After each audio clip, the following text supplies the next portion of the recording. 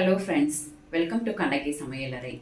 இன்னைக்கு சமையலே செய்ய தெரியாதவங்க கூட ரொம்ப ஈஸியாக செய்யக்கூடிய வெள்ளை பூசணி அல்வா தான் பார்க்க போகிறோம். இது காசி ஹல்வான்னு சொல்லுவாங்க. இந்த பூசணிக்காய் தோல் சீவனது 1 கிலோ பூசணிக்காவுக்கு 200 கிராம் சர்க்கரை ரொம்ப கரெக்டாக இருக்கும். மெஷர்மெண்ட் வந்து டிஸ்கிரிப்ஷனில் கொடுக்குறேன், நீங்கள் செக் பண்ணிக்கோங்க. இந்த மாதிரி சதப்பகுதி அதிகமாக இருக்கிற பூசணிக்காயை பார்த்து வாங்கிக்கோங்க. பூசணிக்காயில் இருக்கிற விதை பகுதியை எடுத்துட்டு அதே மாதிரி தோலையும் சீவிடலாம். தோல் சீவருக்கு முன்னாடி இந்த மாதிரி கட் பண்ணிட்டீங்க அப்படின்னா தோல் சீவருக்கு ரொம்ப ஈஸியாக இருக்கும். இந்த மாதிரி கட் பண்ணிவிட்டு இப்போ ஸ்கின்னெல்லாம் ரிமூவ் பண்ணிவிட்டு எடுத்து வச்சிடலாம். தோல் சீவின பூசணிக்காய் எல்லாத்தையும் இந்த மாதிரி சின்ன பல்லில் நல்லா திருவி எடுத்துக்கலாம். திருவி எடுத்ததுக்கப்புறம் இந்த அளவுக்கு உங்களுக்கு தண்ணி நிற்கும். ஆனால் அந்த தண்ணி எதையும் வேஸ்ட் பண்ணிட வேண்டாம்.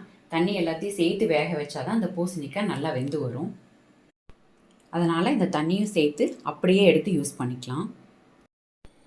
வானலில் 2 ஸ்பூன் நெய் ஊற்றிருக்கேன். இங்கே 20 போல் முந்திரி இந்த மாதிரி உடச்சி எடுத்து வச்சுருக்கேன். இந்த முந்திரியை சேர்த்து நல்லா செவக்க வறுத்துட்டு முந்திரியை தனியாக எடுத்து வச்சிடலாம். திருவி எடுத்து வச்சுருக்கிற பூசணிக்காவை இந்த தண்ணியோட அப்படியே சேர்த்திடலாம். இந்த தண்ணியோட சேர்ந்து வேகும்போது தான் அந்த பச்சை வாசனை இல்லாமல் ஹல்வா நல்லாயிருக்கும். சேர்த்ததுக்கப்புறம் நல்லா கலந்து விட்டுறலாம். கலந்து விட்டுட்டு இது பாதி அளவுக்கு தண்ணி வத்துற வரைக்கும் அப்படியே வேகட்டும். இப்போது பூசணிக்காய் நல்லா வெந்து வந்துருச்சு. தண்ணியும் பாருங்கள் இந்த அளவுக்கு பாதியாக குறைஞ்சிருச்சு. இந்த ஸ்டேஜில் நம்ம எடுத்து வச்சுருக்கிற சர்க்கரையை சேர்த்துக்கலாம். இங்கே நான் 1.5 கிலோ பூசணிக்காய் எடுத்திருக்கேன். அதனால் 300 கிராம் சர்க்கரை எடுத்திருக்கேன். இப்போ சர்க்கரையை போட்டுட்டு நல்லா கலந்து விடலாம். சர்க்கரை சேர்த்தோன்னே மறுபடியும் வந்து லிக்விட் கன்சிஸ்டன்சிக்கு வரும். சர்க்கரை சேர்த்து வெந்ததுக்கப்புறமா ஒரு 2 ஸ்பூன் நெய் மட்டும் இதில் சேர்த்துக்கலாம். இங்கே மொத்தமாக நான் 50 கிராம் நெய் எடுத்திருக்கேன்.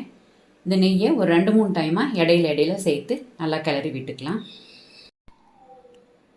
இங்கே நான் கலர் எதுவும் சேர்க்காம தான் பண்ணியிருக்கேன். உங்களுக்கு கலர் வேணும்னா இந்த இடத்துல வந்துட்டு நீங்கள் கலர் பவுடர் ஆட் பண்ணிக்கலாம். இப்போ ஹல்வா நல்லா சுருண்டு வர ஆரம்பிச்சிருச்சு. இந்த ஸ்டேஜில் நம்ம வறுத்து எடுத்து வச்சுருக்கிற முந்திரி பருப்பை சேர்த்துட்டு நல்லா ஒரு தடவை கலந்து விட்டுறலாம். இப்போ பாருங்கள் நல்லா சுருண்டு வந்துருச்சு பாருங்கள். இந்த மாதிரி வானலில் ஒட்டாமல் இந்த மாதிரி நல்லா வரும்போது எடுத்துடலாம். இது ரொம்ப ரொம்ப ஈஸியாக செய்யக்கூடியது. சும்மா சமையல் செஞ்சிட்ருக்கும்போதே அப்படியே சைடில் வச்சு அது பாட்டுக்கு செஞ்சாலும் இதை அடிக்கடி கிளறி விட்டுட்டு இருக்கணுன்ற அவசியமும் இல்லை. இந்த மாதிரி அல்வாவை நீங்களும் வீட்டில் ட்ரை பண்ணி பாருங்கள். ட்ரை பண்ணி பார்த்துட்டு எப்படி இருந்தது அப்படின்றத என்னோடய கமெண்ட் செக்ஷனில் சொல்லுங்கள். கண்ணகி சமையலறையை சப்ஸ்கிரைப் பண்ணுங்கள். தேங்க்யூ.